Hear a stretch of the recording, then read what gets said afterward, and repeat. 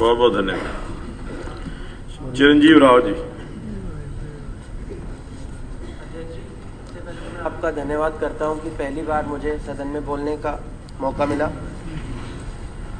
महामहिम के अभिभाषण के अंदर काफ़ी सारी बातें कही गई। उसके अंदर एक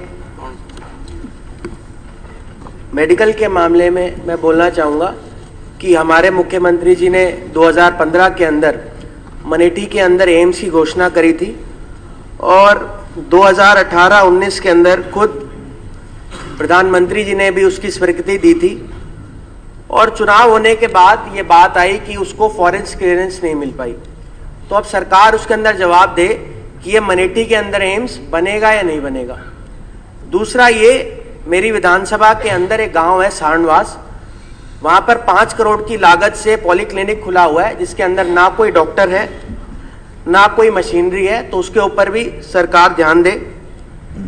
उसके अलावा बात चल रही थी किसानों के बारे में, तो मैं भी पिछले दिनों में अनाज मंडी के अंदर गया था और मैंने वहां पर देखा ना तो धान की बिक्री वहां हो पा रही है और ना कपास की उठाव वहां हो पा रहा है, तो उसके ऊपर भी सरकार ध्यान दे। जहां तक बात रही बेटी बचाओ बेटी पढ़ाओ के बारे में, हम पिछले 5 सालों से सरकार में सुन रहे हैं, बड़े बड़े नारे सरकार दे रही है, पर आप देखिए मोहनपुर गांव के बारे में मैंने चर्चा पहले भी करी थी, तब आपने मुझे बोलने नहीं दिया। पर आप देखिए 496 दिन से धरने पे वो लोग गांव के बैठे हुए हैं, उसके ऊपर जरूर हमें ध्यान देना चाहिए और सरकार को उसमें सख्त से सख्त। अभी तक बैठे हुए हैं मंत्री जी, अब तो पता नहीं आप बनेंगे नहीं बनेंगे इस बार तो, पर पिछली बार आप मंत्री थे और आपके घर के बाहर ही बैठे हुए थे। उसके अलावा रेवाड़ी को आवारा पशु मुक्त कहा गया और घोषणा भी करी गई, बड़ी बड़ी विज्ञापन भी दिए गए, पर अब अगर हमारे आप जाएंगे शहरों के अंदर तो आपको आवारा पशु आम नजर आएंगे। तो मुझे लगता है सरकार को आवारा पशु मुक्त कहने से पहले सोचना चाहिए था कि क्या ऐसा अभी तक हुआ है नहीं हुआ है।